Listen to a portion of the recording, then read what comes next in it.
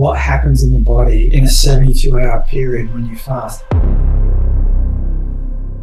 And it is so extraordinary what happens on so many levels. It's crazy that this isn't more widely adopted. Consciously giving thanks to the fact that I'm getting that quality nutrition in my body, because the hunger does come, but then it also goes. Welcome to Chief Life, the podcast that cuts the crap with science-backed insights on health, nutrition and performance. Get expert advice, actionable tips and everything you need to take control of your health and live your best life. Let's get started.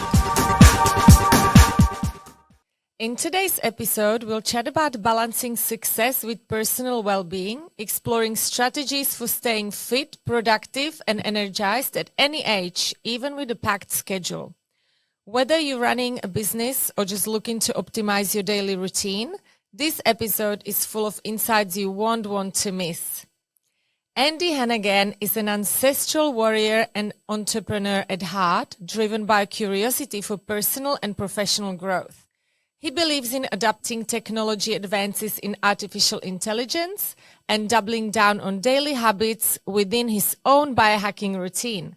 As a founder of Bounce Foods, Andy has seen many sides of the business roller coaster, to being on the brink of selling the global business to having to retreat from the US endeavors. Andy balances his professional pursuits with a love for mountains, gratitude on chairlifts, and the rejuvenating power of salt water. Always on the hunt to be a better version of himself, Andy is committed to his own growth and pushing boundaries. Hi, Andy, and welcome to the Chief Life podcast. I'm so super excited. Sorry, I'm just really excited about this episode because to me, you are the embodiment of health and fitness. And every time some of my clients are complaining about, oh, I'm too old to be fit, I don't have time to be fit, I'm running business, I always use you as an example because you are a father, you have family, you founded a huge business, and you're still physically and mentally fit and healthy every time I see you. So I want all your advice for our listeners today. Well, that's very nice of you to say. Look, I'll start by saying every day is a school day and every day is a new day as you get up. It doesn't really matter what you did yesterday. Today is a fresh day and you've got the ability to be able to impact that on a daily basis. And, I know that we're going to get into some of this, but I think that you'll appreciate this.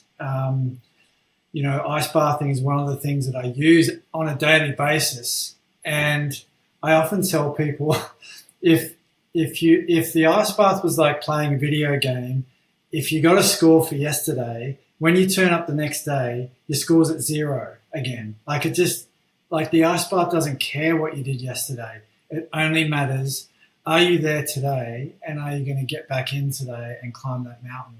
And it's the most humbling thing that I do because it's such a challenge. I never want to get in, but I know that when I get in and I get out, I'm going to feel better for it. And, that's part of the mantra of daily habits, what you do daily compounds, So I guess we'll start there. And I'm humbled every day, and every day is a school day. So, it's forever a journey, and I'm forever a student of life and what it throws at me. So, Oh my God, I love everything you just said. The fact about the consistency, what you said about the ice baths, I feel exactly the same. And I think ice bath is one of the easiest and cheapest anti-aging hacks. But we'll get to it later. But yeah, I just loved everything you said. I just want to ask, I know this is a very inappropriate question, but I want to ask, how old are you actually, so that our listeners know? And have you been fit and healthy your entire life? I am 53. I have definitely been active throughout my whole life. So doing exercise on a regular basis is absolutely nothing new to me. But yeah, again, like, and I hear this as well with other people sometimes, and they say, "Oh, I'm getting old," and this and that, and sedentary lifestyles and people sitting down and not getting off their ass and doing something on a regular basis is absolutely no excuse in my sort of perspective on the world. And I just think that the more we move, the more we move, So if you stop moving, your body just, I find that if I don't move and do exercise on a regular basis, that I'll start to stiffen up and I will become, and I feel like I'm old, like I'll feel like, oh, my back's this or that, So I think it's super important to keep the mobility moving on a daily basis. 100%. I couldn't agree more. So I've got a question because that's what everyone says. Okay, I've got family, I'm running a business, like, I need to do all these other things. How do you balance it all and prioritize your health? Like, how do you do it? Well, get up early. That's probably the most important part of the equation. I'm scuttling out the door at 7:30 to take my young daughter to school. I've got two daughters. One's 19 and one is she's 14, so she's still in year 9. And I actually enjoy taking her to school. I drive her about 20 minutes to school, and I do that every morning because I enjoy. We listen to music in the car and we have a bit of a chit chat on the way to school. But I leave the house at 7:30. So in order for me to get to leaving the house at 7:30 and doing all the stuff that I want to do, I get up at 5:30. And I just make sure that there's enough time for me to do all the things that I want to do. And I know that just sets the day right. So I think that that comes down to prioritizing. It's like I've actually got it in. I actually do have it in my diary. It just comes up at 5:30, and there's a bank of 2 hours, and it's my time. And I don't schedule any calls in that. I don't get up and I don't check any emails. I don't check any phone during that first 2 hours. I just don't do it. I know how important it is to set my day straight. So it's just a matter of prioritizing it, and sort of that's how I schedule it in. And then if I've done that in the morning, then I know then if I want to do anything later on in the day, or if I want to go for a surf later on, or whatever it is, it's all extras in the bank. So, but I know that if I get the first 2 hours done right, then I'm in a good spot. Yeah, that's great. So since we already started talking about your day, could you walk us through your typical day? How do you structure it, and how do you implement the fitness in it and meditation and all those things that you do? Yeah, well, and again, I'm just going to turn this WhatsApp thing off so it doesn't keep beeping. I'll tell you how it rolls. This is how it rolls from 5:30 in the morning. Sometimes I'll hit snooze and get up at 20 to 6. I won't lie. And if I'm feeling shitty and I've had a rough night's sleep, I might hit snooze twice. But generally, when the alarm goes off at 5:30, I get up. And I know that we're going to get on to sleep a little bit later, but so waking out of my sleep, I take my eye mask off. I'm a princess. I wear an eye mask to bed, a silk one. And I also sleep with sleep tape on. So when I get up in the morning, and I sleep with sleep tape on, so I nasal breathe through the night, so that gives me a better quality sleep. But I wake up in the morning, I take my sleep tape off. The very first thing that I do is have a pinch of Celtic sea salt and a big glass of water. So I am a big believer. Actually, Barbara Neal talks about this, but also there's a doctor that I follow, Dr. James De Nicolantio, who talks a lot about salt. And the mineral salt, so the Celtic salt and the Himalayan salt, which are full of minerals, those minerals actually help to hydrate the body, and they help to open up the cell structure within the body to allow for the hydration to happen at a deep level. So I always start with salt and a big glass of water before I do anything else. And then I'll pop outside onto the daybed, and that's where I'll do my meditation and my breath work. That's generally about 30 minutes. I'll do and Dr. Andrew Weir talks about a 4-7-8 breath that gets me into my meditation. So it's in for 4, hold for 7, and out for 8. And I'll usually do that 4 to 6 times to then start my meditation. And that just generally helps me calm myself down and hopefully reduce the noise in my mind before I go into my meditation. And then sometimes I'll put music on with my meditation, other times I won't. But I'll generally meditate for about 20 minutes. Then after I meditate, I'll lie down and I'll do 3 rounds of deep breathing work. So I'll just lie down, do the 3 rounds of, I've been following Wim Hof for many years, but I follow his technique. So I'll do 3 rounds of either 3 rounds of 30 breaths, or I'll do 40, 50, and 60, just depending on the day, with the breath hold in between. And then once I've done that, that's probably the first sort of half an hour of my morning. And then I'll go out my deck and around the corner, which is where my ice bath is, but I've got a yoga mat there. And so I'll always spend about 15 minutes doing mobility work. So I'm not a huge believer in static stretching. So I like to move my body as I'm stretching. So I'll do a lot of dynamic movements through my hips and through my hamstrings, and I'll do some down dog movements. I'll do 10 down dog movements, and then I'll stretch my hip flexors, and then that sort of takes about another 15 minutes. And then I get into the ice bath. Now this morning when I got into the ice bath, it was a fresh batch that I cooked over the weekend. I've got a chest freezer. I fill it up 3/4 of the way full. I don't have a filter in it. I change my water about every 3 weeks. But I like the chest freezer, and I've got a long one as well. I've got a long one, and I've got a black line at the base of it on the bottom that looks like a swimming lane, although I don't do any laps, but it just looks like a swimming lane. It's my little thing in my chest freezer. But I like the chest freezer because it gets super cold.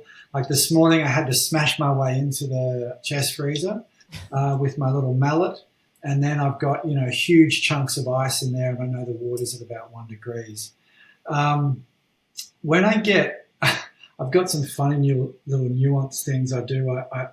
I line my rings up, and I get my things all in order, and I line all my rings up, and then I go, right, okay, I'm all set. I'm just psyching myself to get in, because again, I don't want to get in there. I don't really want to get in there every day, but I do, because I know how beneficial it is. But I certainly am not running around the corner after my mobility exercises thinking, I've got the ice bath coming. That's amazing. So it's a challenge. It's a challenge to get in. And there's actually there's something that happens and fires in the brain when you go and do. I can't remember exactly what it's called, but it fires in the brain, and it strengthens this neurological pathway in the brain when you go to do something that you don't really want to do, and that is the mechanism.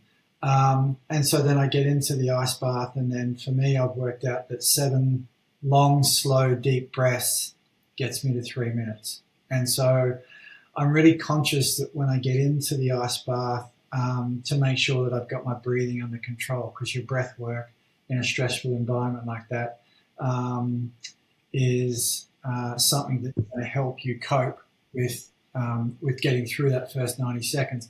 Once you're through the first 90 seconds, the second 90 seconds gets a little easier, and your body settles into it, and then you're done with 3 minutes.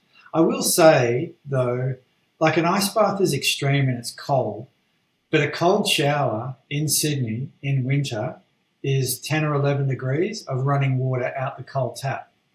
And that is as powerful, and it's doing the same thing. If you jump into a cold shower, which I think everybody can do, and it's really easy, even if someone was going to start to do or bring cold exposure into their life, you could even just turn the water cold at the end of a hot shower. That's the sort of that's the front door.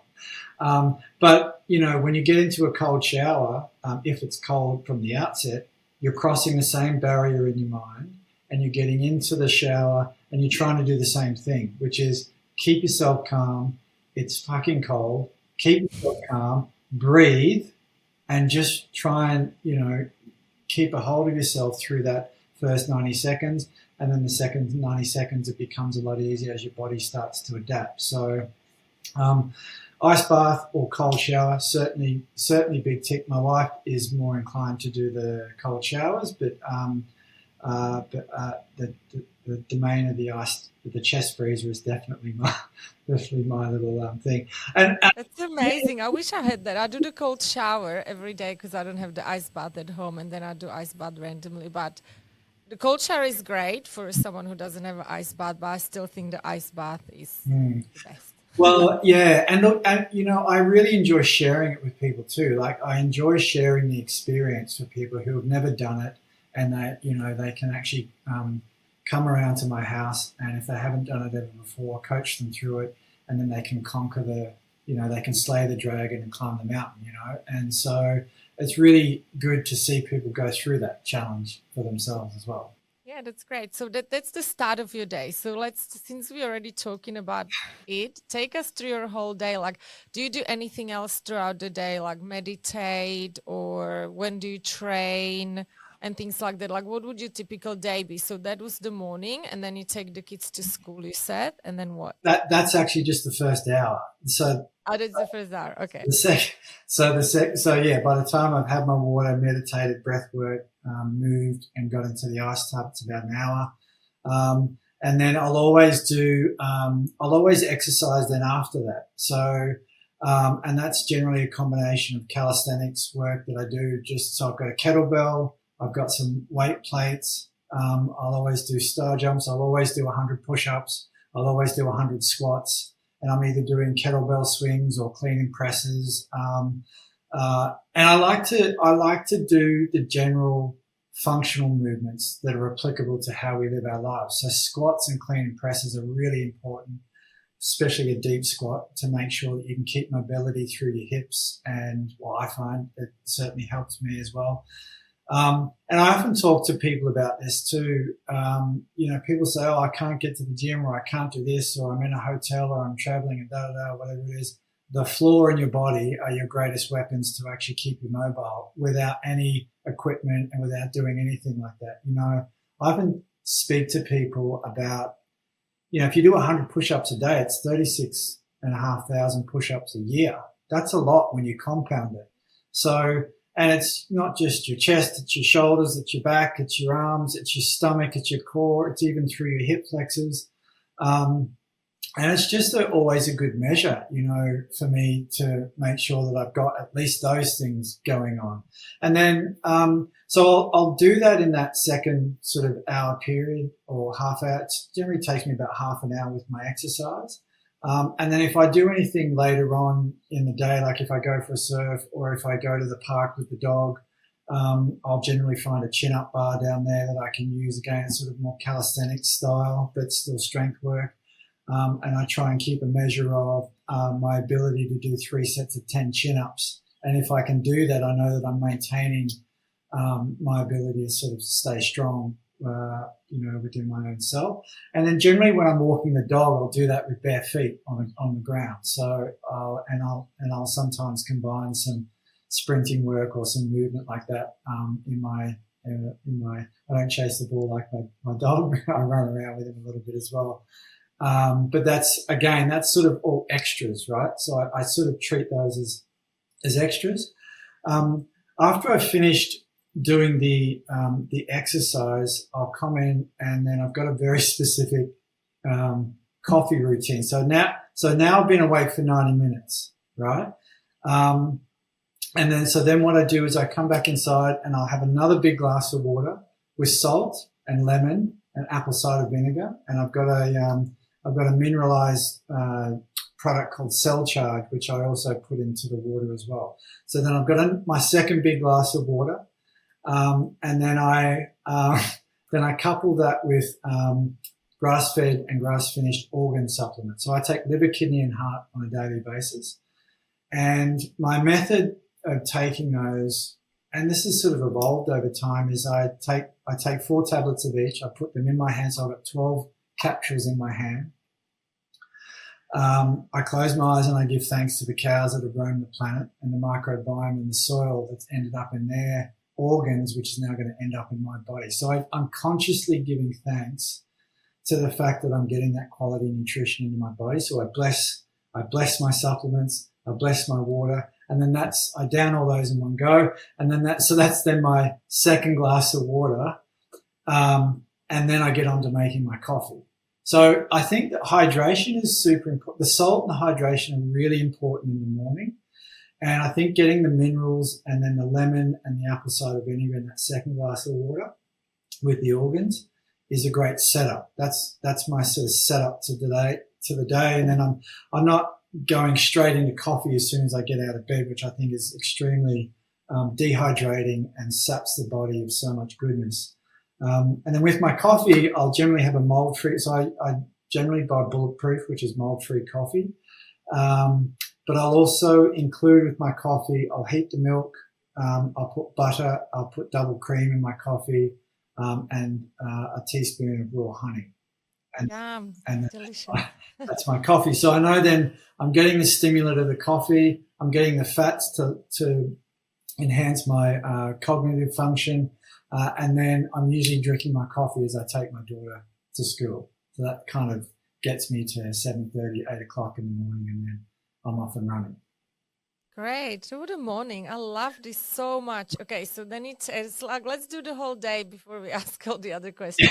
So then you take kids to school, and then what's the next? Kids to school, dog to the park, walk on the oval, some further exercise if I've got enough time. I generally am walking with the dog with a podcast in my ear. So I'm generally listening to something, and I'll listen to all sorts of things from financial markets or Bitcoin or marketing or business or health or whatever. Like I just kind of get there, randomly see what's in my YouTube feed or on my Spotify, plug that into my ears for half an hour, and then try and learn something when I'm walking the dog. And then from there, I generally work from home, but if I'm working from home, I generally am intermittent fasting.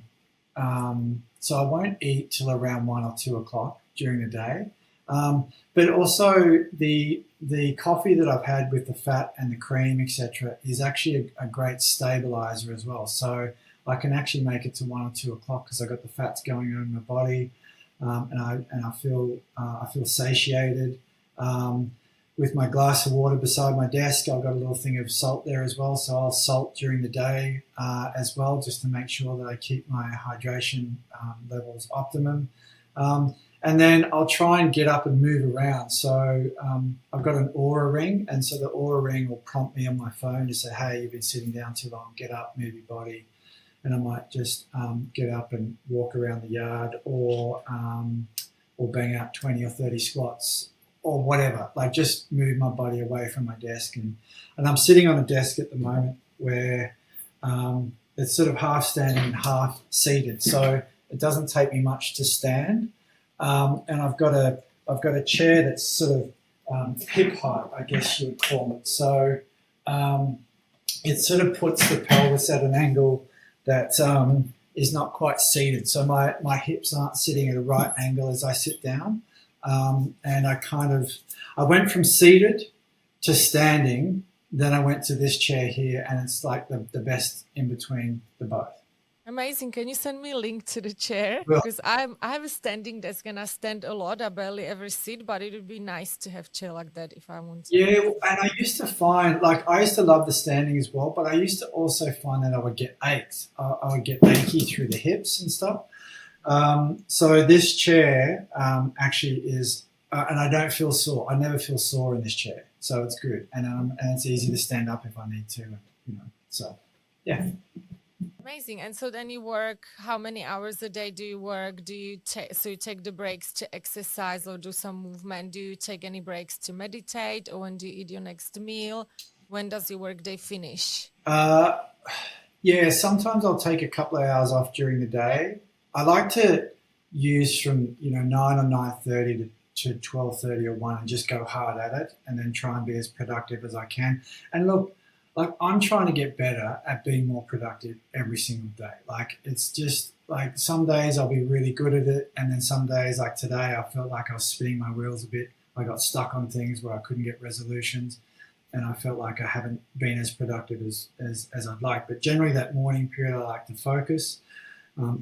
Sometimes I'll microdose. So I've used mushrooms in the past to microdose, and I find that that's actually really effective and also helps to get me focused and get me productive. I don't with mushroom microdosing. It's something that you don't do every day. If you do it, you cycle it on 2 or 3 days, have 2 or 3 days off, and you cycle it in and out, so the brain's doesn't have that stimulant all the time. But that's definitely something that's interesting. That whole genre is interesting to me.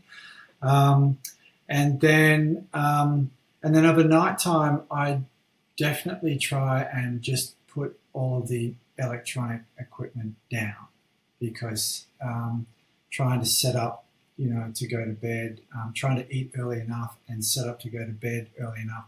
By 9:30, because I get up at 5:30, so by 9:30 I'm kind of cooked. I'm ready to go. I'm ready to go to sleep. So we don't always eat as early as I'd like. I'd kind of like to eat at 6 most nights if possible, but sometimes at 7. And because the later you eat, and then that time period between eating and going to bed, if you don't have enough time to digest, you can generally get a sort of a lower quality sleep. So, and again, I track my sleep with my Oura Ring, and I know that if I eat dinner and then I have a snack at 8 of something, like I might have some yogurt or fruit and nuts or whatever at 8, I'm sort of impinging on my body, turning itself down before I go into my nighttime rest. So, but that's generally how the day rolls. That's a great routine. It's like picture perfect. I love it. So, how did you figure this out? Did you learn it from anyone, or did you just do your own science research? Is it all science based? Like, I know it is, but yeah, tell us, what do you think? Yeah, look, there's definitely, I've listened to a lot of people talk about this. Tim Ferriss, Huberman, Gary Brecker, Tim Bailey as well. There's a whole bunch of people that I've listened to. Dr. Berg's another guy that I listen to as well. He's very good. And there's a whole slew of other people that are fascinating and way smarter than me, and do a lot more research than I've ever done. But I've definitely learned off those types of people. And then I always like to try things. Like, I'm just like, well, let me see whether it works for me, whether that's diet or sleep or cold water or exercise or whatever it is, fasting.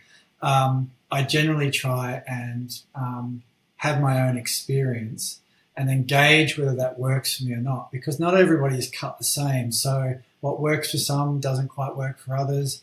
You'll find your rhythm, or you'll find your nuance with your own self in relation to these modalities, and then you'll just massage it into place, and then, and then away you go. But certainly I am the experiment.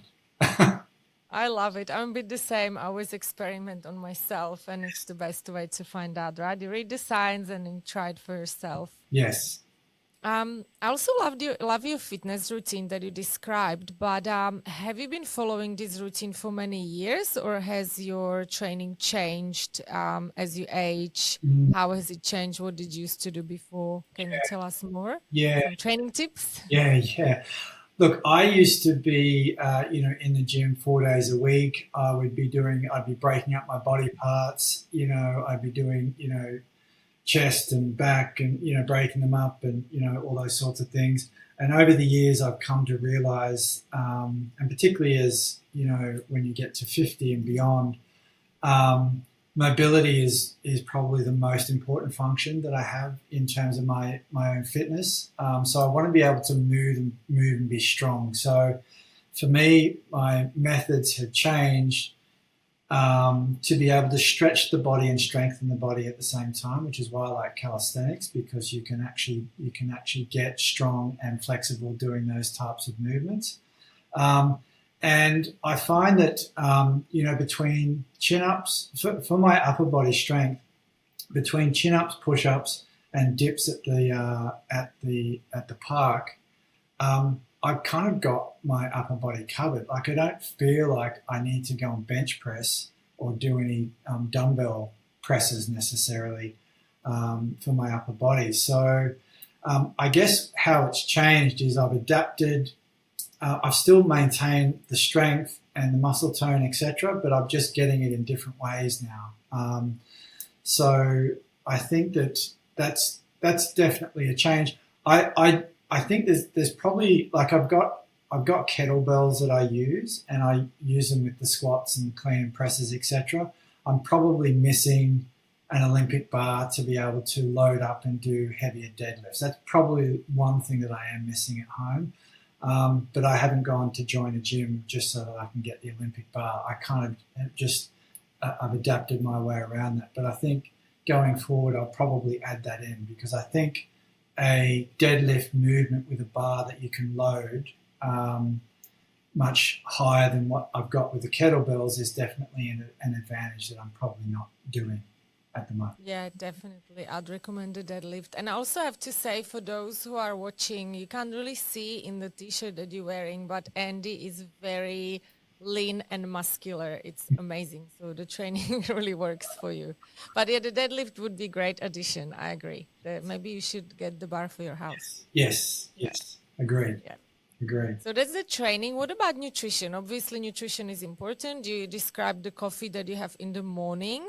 What do you then have for your other meals? And are you on any specific diet? And if you are, tell us why. Yeah, it's sort of, and funnily enough, well, I'm a proponent of intermittent fasting, and then I'm also a proponent of prolonged fasting. And so I'll generally do a couple of days a month where I'll just be on water.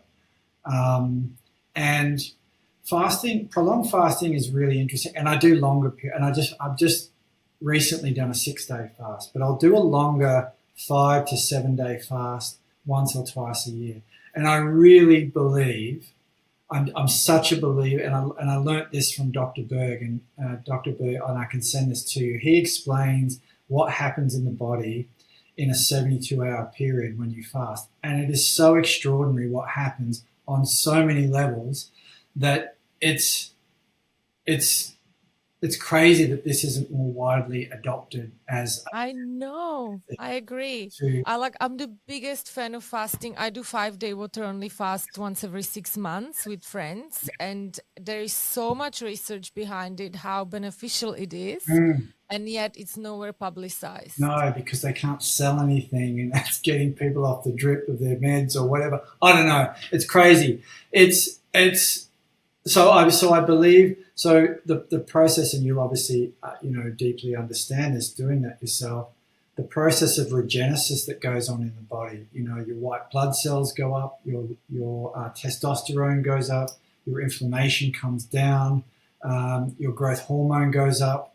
And the process of autophagy, which is, I think, extraordinary, which is basically the process by where the cells will eat themselves because there's no nutrition coming into the body, there's no food coming into the body. So the cells get to clean house, and it's such an important regenesis in the body to go through autophagy. And that's really one of the greatest things that I think can eliminate disease in the body. When you clean house that way and you do it on a regular basis, it allows the body to be able to deal with any of the untoward nasties that are coming up or building up over time. And so you asked me what I do for nutrition. I'm telling you, I don't eat, but that's part of the. I know. But I wanted to ask you before you move on to the actual nutrition. I've got the Oura Ring as well, and I do the 5-day water only fast. And every time I do it, my HRV goes through the roof. Like, it's crazy high. Does it happen to you as well? Yes. I will say, as I do, like when I do the longer fast, on day 3, 4, and 5, I don't sleep as well. Like, I just find that I'm not sleeping as deeply. I'm a little bit restless. So I lose a bit of score there on my Oura Ring, but I gain on the HRV. But also, what's interesting is I've sat in ceremony with ayahuasca, and I've done some deep mushroom journey work, and I've found that on day 5, and even this last time when I was on day 6 of a fast, there is so much available to us from a spiritual perspective and personal insights. And then when you get reflective, and it's so amazing, the body tunes in to the frequency around you because there's no noise in your body, which allows you to be a portal to messages and insights about yourself and about the world around you. And I really understand how that relates to religion and why it was practiced in religions for many thousands of years, because that's what they were doing. They were tuning in. And it's so extraordinary to me. And, it's a discipline as well. Jumping in the ice tub is 3 minutes of discipline. A 5-day fast is 5 days of discipline, and you go through periods of hunger. What happens is, and I'll say this for everybody, and I often say this to people that I'm talking to about fasting, start with intermittent and then start with 24, then go to 36, then go to 48, and then you don't have to do 5 days, but go to 72 if you can over time. And fasting's like going to the gym. So when you start fasting, in the beginning, it's going to be a little bit more difficult because your body's coming off the glucose rush and it's screaming at you loudly, oh my God, and how am I going to do this? And, I'm so hungry, I've got to eat. And then what happens over time is when you sort of ease your way into fasting and then you start doing it on a regular basis, your body becomes metabolically flexible. So it understands how to adapt in and out of those states within your body. Because the other thing that happens in fasting is your brain is running on ketones and it's running on fat, and that's where the insights come as well. The brain is like, it's so clear. So I always say to people, fasting is like going to the gym. Just don't go all out. Don't try 5 days out of the gate. You wouldn't run a marathon out of the gate. Don't try that out of the gate. Ease your way into it, and then get your body used to going into it. Because the hunger does come, but then it also goes. And so once you do it a few times, you actually get to understand that it's going to pass. This too shall pass. So a huge proponent of intermittent, prolonged, and prolonged. And then from a nutrition perspective, I'm probably about, and I understand you've tried carnivore recently, and being an athlete and tested that after speaking to Anthony Chaffee, which is amazing. So I'm probably about 90% carnivore, I guess. I'm a huge proponent of eggs, grass-fed and grass-finished meat, of the organs, of the grass-fed butter, and the double creams, etc., and the raw milk. So that is definitely prevalent in my life. I do eat some fruit, and I do eat some veggies, but a very small amount. So my base nutrition is definitely coming from grass-fed, grass-finished meat. And I've actually been using the Chief collagen protein recently as well, which I absolutely love. It's amazing. Love it. Which one do you love? Well, I've been trying both, and it's funny. I was putting the collagen vanilla protein in my coffee mix recently, which was amazing. It was so smooth and creamy. I've stopped putting it in there for now, just to have a break from it in the morning, because I prefer to have less calories in the morning to get to 1 or 2 o'clock. So, but yeah, it's amazing and it's beautiful. And the collagen is, it's so smooth, and it's so good for the body. So, I'll definitely incorporate that into my life. And look, I'm not super strict. I play soccer, during the winter on the weekends, and I have beers with my mates when I do that. I've had periods where I've been off alcohol completely, and had periods where I'm on and off it.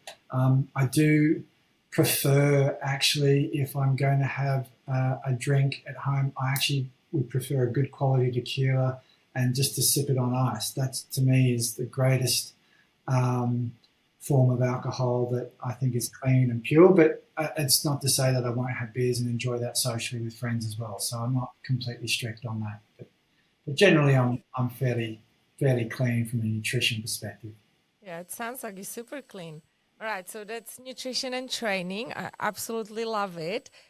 We mentioned before that sleep is very important for our health and physical and mental performance.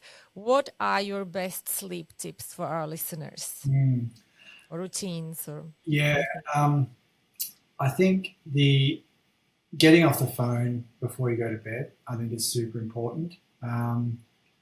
So that's definitely something that I try and do. And my sleep routine, sometimes I'll take CBD, sometimes I won't, which is the hemp oil, but it's beside the bed. But I'm a really big fan of the sleep tape and of the eye mask. So I like the eye mask because it shuts things down and keeps things dark. But the sleep tape is amazing because it means that you exclusively nasal breathe through the night. And I have in the past, for many years, been a mouth breather while I've been sleeping. And it's interesting to understand the impact of mouth breathing when you're sleeping, just on your health, on your jaw, on your teeth.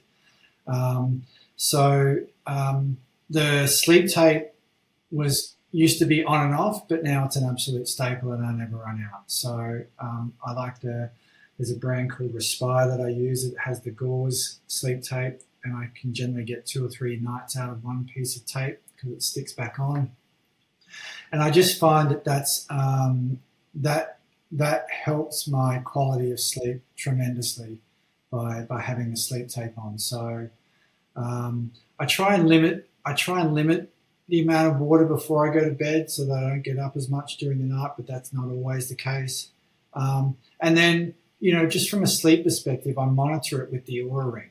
Like I'm constantly monitoring my score to sort of give me an idea of whether I should be getting to bed earlier or limiting my activity during the day and then getting that rest so that I can recuperate my body and get my score back up. I actually had a 94 readiness score this morning, and I haven't had that for a while.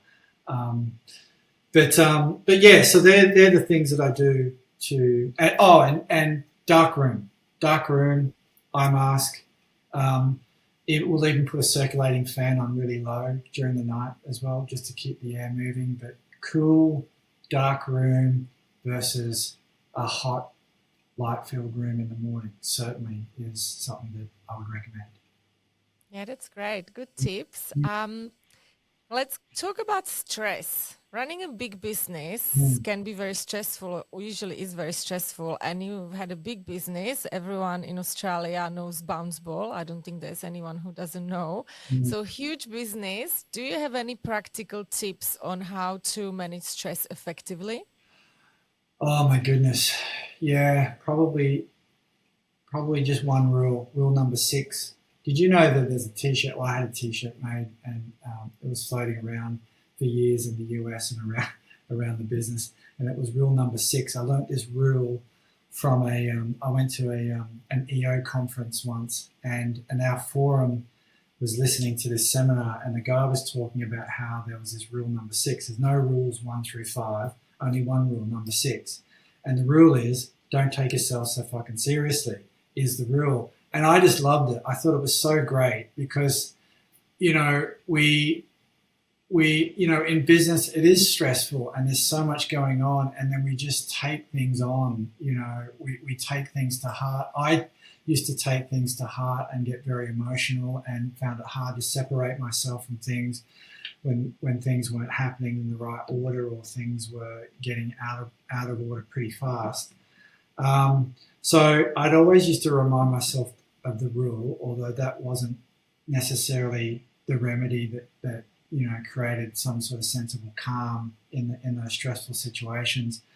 I think the way that I've dealt with stress in the past is either through breath work, going outside just for a walk, taking your shoes off and getting your feet onto the ground. and onto grass, I think is a really important thing that we can do just to sort of ground ourselves. And then move the body, and whatever that looks like, whether it's squatting or push-ups or walking or running or whatever it is, get the body moving. Pets are so amazing, pets and animals. You see the way that they deal with stress, right? And think about a zebra that's just gotten away from the lion in the jungle. What do? They shake their body, like they shake, because that's their way of reducing the stress. And it's so innate in animals to do that. And dogs shake all the time. They shake like it's just interesting to observe these animals that just do this intuitively, But again, like it's whether you shake the body or, whether you, in actual fact, as part of my morning routine, before I start my movement, I actually hop up and down on the spot for 50 jumps. And I'm kind of just getting myself to, it's sort of it's like a shaking, but I'm kind of just releasing the body, from whatever it was that, I dreamt about or whatever it is. But it's similar to animals. When animals shake, they're getting rid of stuff and they don't hang on to stuff. And so that is something that I think is super important and probably something that I could have done more often when I was running that business and it was intense and we went through intense moments. I think the other thing that I learnt, and I didn't really have a grasp of this when I was, front and center in that business, was understanding the power of language and how important that plays a role in terms of your own experience. And I used to remember this. I had some great friends in Oregon where we used to live, and we were raising capital, and it was like tight. It was like we were sort of walking this tightrope for 2 years, and it was really stressful. I underestimated running a startup in the US and having to raise capital to run the startup. They're kind of two jobs. So I was completely strung out, but trying to deal with all of it. And I remember that I used to say to one of my very good buddies at times, I feel like I've got a gun to my head, and it wasn't till afterwards that, and the metaphor really was, I've got a gun to my head, it's either make or break, we're going to survive or not, we're living in the US, we'll have to go home. Like it was kind of that kind of, catastrophizing it in your head. But I used to use language that wasn't very kind to me through that process, and I don't think that helps. So I certainly am a proponent and forever a student on this, trying to be aware of the language that I use about myself, with myself, because I think it's really impactful. It's something that I haven't mastered and something that I try and do every day. I try and do it when I play golf. I try not to talk to myself like I'm an idiot when I get a bad shot. So, whoop, here I go again. That's an old pattern. You're not an idiot. It's okay. It's just a golf shot, and there's going to be another one when you go and pick up your ball in 5 meters. But I think in business, being aware of how we relate to ourselves and how we talk to ourselves about ourselves is really important, and something that I think that I'll always try and be aware of and try and get better at. Yeah, that's great. It sounds like you had a really hectic time in the US and very stressful. Back then, did you stick to your health and fitness routine that you described to us? And if you did you use any specific mindset techniques to keep you motivated and keep you consistent? Or what was it like back then? Because that's a good example. Very high stress. What did you do? Well, I can certainly tell you that I wasn't doing the rosy picture that I painted before. I certainly wasn't. We had 4 years in the US. The first 2 years were amazing. In 2016, my brother, so we lived in Bend, Oregon, which was a ski town in Oregon, and I taught skiing in my early 20s. So when we moved to the US and I moved to Bend, Oregon, I felt like I was in my utopia. and I loved it. I loved it so much. So one of the things that really helped me a lot through stressful times in the business was going skiing and riding chairlifts. Chairlifts of gratitude, I call them. And I would go up there on my own and ski. I didn't need to ski with anyone. I would just go and ski on my own, but just feel at peace and at home in the mountains. Um, but I didn't deal with it. I didn't deal with it the best way. You know, I actually drank. I was actually numbing myself um, through alcohol and you know through cannabis. I was just trying to cope and hold on. I was still exercising and I was still doing other things to help, but I wasn't doing what I was now. I found it extremely difficult. Um, and my brother died in 2016 in an avalanche when he came over to. You know, I wasn't with him when he died, but it was on one of the trips that he came over to see us. So there was a huge amount of emotional torment going on in my life because I lost um, I lost my brother, who was, my best friend, and doing something that we both, absolutely love. So, and I'm not trying to use as an excuse. There was emotional torment going on, and I was trying to hold on in the business. The first 2 years in the business was amazing, and we probably should have sold the business at that peak. It was like this. It was up for 2 years. We got listed with all these great accounts. We expanded nationally, probably too quickly than we should have, through Trader Joe's. And then after 2016, I started to lose a little bit of distribution and lose a little bit of grip. And then then it was a game of holding on. And it was really, that last 2 years in the US was extremely stressful. And that's where I didn't cope as well, because I was trying to hang on to the business and trying to deal with my brother and all those sorts of things. So, I think part of my mechanism, and I was having therapy and I was going to people to talk to them about this. There was plenty of cold lakes and rivers around Bend, Oregon, but I wasn't in that mindset. I hadn't discovered the cold water at that point. It was only actually when I came back to Australia. So we had to, after that second 2 year period, then we had to give up the dream, and we didn't close and sell the business, and we had to come back home, and it was extremely difficult. So I'd been dealing with my brother, dealing with 2 full-time jobs and raising capital and startup, and then had to sack everybody who were family and then come back home to Australia. And that was incredibly difficult, and the dream was given up, and I really struggled, and it was very dark when I got home. To the point where I kind of saw how people would exit,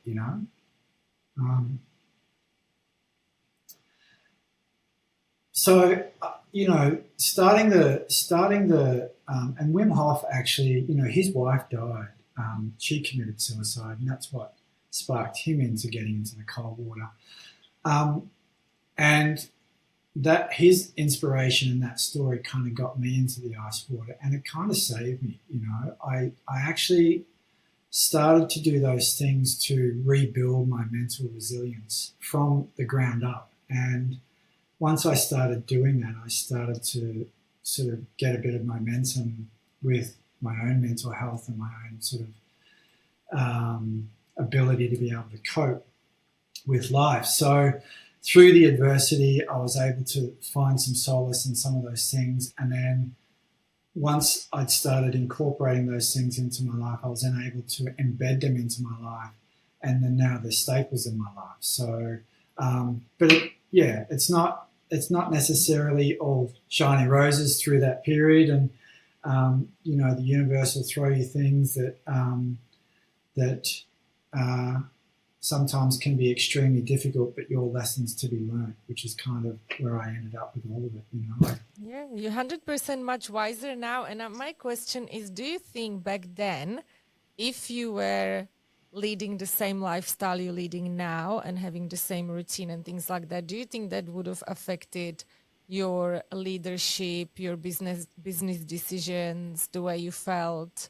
And do you think it would be doable at the time? Oh, 100%. It would have made an impact and an improvement for sure. I don't know whether it would have ever stopped the outcome necessarily. I think that so many people, and I've spoken to Brock and Justin about this, a couple of years ago. So many people from Australia chase the American dream, and companies much bigger than ours, and I've seen companies go in and out just as quickly, like $100 million businesses. Swiss Vitamins went in 2 years after we were there, and they were out the next year. Like it's sort of it's a big dream for Aussies to go over and try and conquer that. And there's some people, and I've got friends that are over there right now with their businesses and doing it, and it's hats off to them because I know what it's like. It's brutal, um, and I think all of those things definitely would have helped my own mental state, and probably would have helped me not going so low when I got back. Because I'm not sure the outcome would have necessarily been any different, but because I think that's probably more got to do with category, strategy, and tactics, etc. You never know. I'm just asking because I'm heading at trying to get some advice from you for people that are maybe in a similar situation. Mm. They're very busy, stressed, struggle to find time for their health.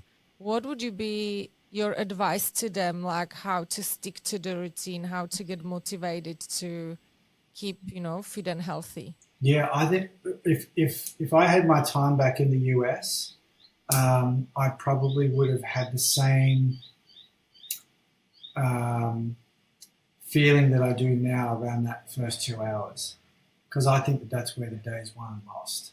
In that first 2 hours, it's like if you can win the morning, you can win the day, and I think that's where, although I was still active and exercised, etc., I wasn't as disciplined as my morning routine as I am now, and I think that definitely would have helped cope. So, and if you can win the morning and you win the day, then put it in the bank. It's like the ice bath. It's like put it in the bank. It's in the bank already, and I haven't had my morning coffee yet. So I've already climbed the mountain and slayed the dragon in my mind, and so then that sets up the day. So I would definitely, if I had my time again, I would be more structured in terms of my first 2 hours of the day. And I know kids, people have kids, and my kids are 14 and 19, so they're a little bit older.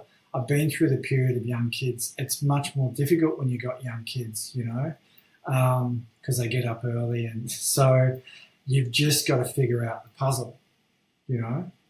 Yeah. Um, And talking about the kids, do you actually involve them in any of your wellness routines? And yeah, what do they do? Do you get them involved in like ice baths, the way you eat, exercise? yes, yeah, I do. Sometimes they're kicking and screaming about it. Sometimes they roll their eyes. Um, Definitely incorporate them. I guess our young 14-year-old. She goes to the gym twice a week now with her mates, so it's great. So I can see that the influence of not only myself but my wife. She also goes to the gym and exercises, etc. So I can see that those traits are paying off in terms of her own behaviours, and then trying to get them up and to the beach, walking the dog, getting into the salt water, etc. All those types of things are things that we encourage and try and support them to do. So every now and again they'll join me in some exercise, but or I'll go and shoot hoops with my daughter, and we'll do those sorts of activities together. So which are fun. When we were in Oregon, we used to ski together, so which was amazing. So that used to be a big tick in my box because I'd always want to get the family onto the chairlift. So, but then as they get older, they sort of find their own way, and then But you can see some of the influence that's going on with them about some of their own choices about their exercise and what they're doing. So I'm thrilled that she's going to the gym with her mates and doing that sort of activity, and she plays basketball and she wants to get better at that. So I can see the influence. Amazing, love it. And do you have any health and fitness goals yourself for the future, like anything specific you would like to achieve? Um, I play soccer in the winter with the over 45s crew. And I'm 53. I think I've got, 3 or 4 years left in me to keep playing that. And that takes maintenance and mobility and stretching and strengthening and all that sort of stuff. That's probably on that front. Nothing specific necessarily, but I really want to remain active. I don't I want to be active for my whole life. So I guess my goal is, although it's not necessarily anchored on anything specific, is how long can I live and how long can I move my body as I'm living is kind of my mantra. Like that's, I kind of feel like if I can keep moving, I'm going to live longer, you know? That is true. Mm, Yeah.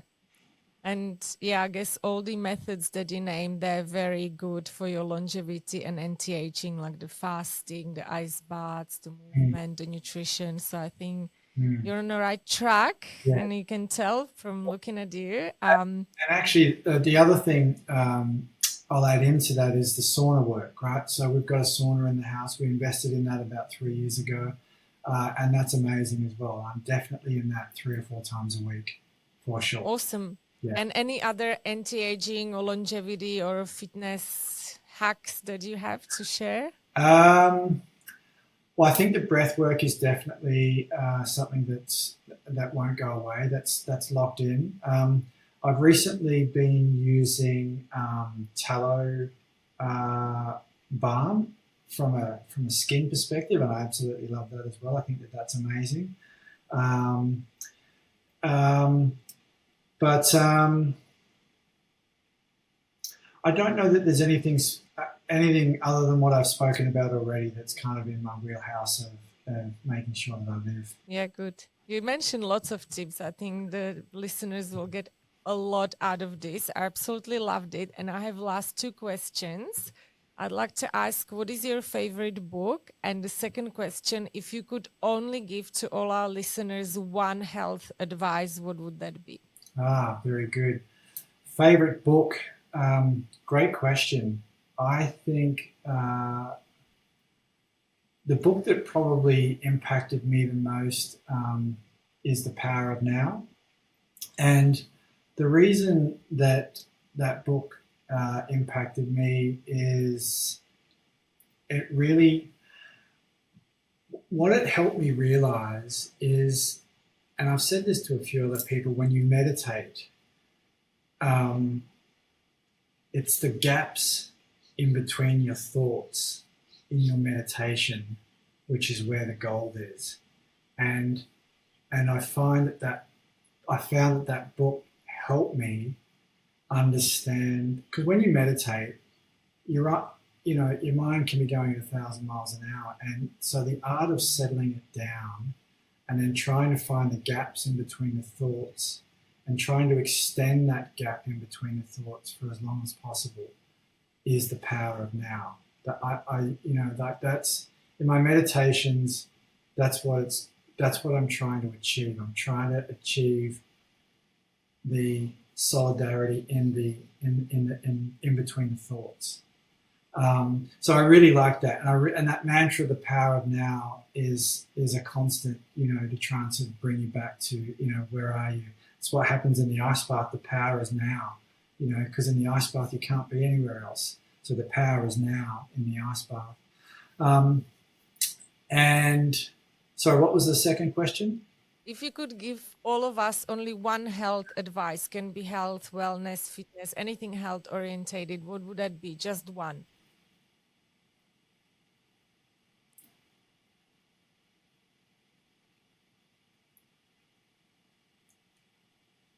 I would probably, out of everything that I've spoken about, I would um, encourage people to be kind to themselves with their own dialogue, because words are powerful, and how you communicate with yourself about yourself is a frequency that is completely underestimated. And I believe that we can all be kinder to ourselves in the way that we travel through life. And if we can just be aware of that and just be a little gentler with ourselves, about ourselves, that will go a long way. I love that. It was so great to chat with you. I was very excited for it, and it was really good to have a chat about all this. Beautiful. You're very, very good example on how to be fit and healthy in your 50s, and I'm pretty sure our listeners will love it. Thank you so much. No problem, Veronica. Thank you. Nice to be with you. Speak to you soon. Thanks. Have a good day. Bye. Thank you for listening. I hope you enjoyed this episode. If you want to hear more from Chief, please like and follow us on Apple Podcasts, Spotify, and YouTube. Comment below to let us know what topics interest you, and you can find us on wearechief.com.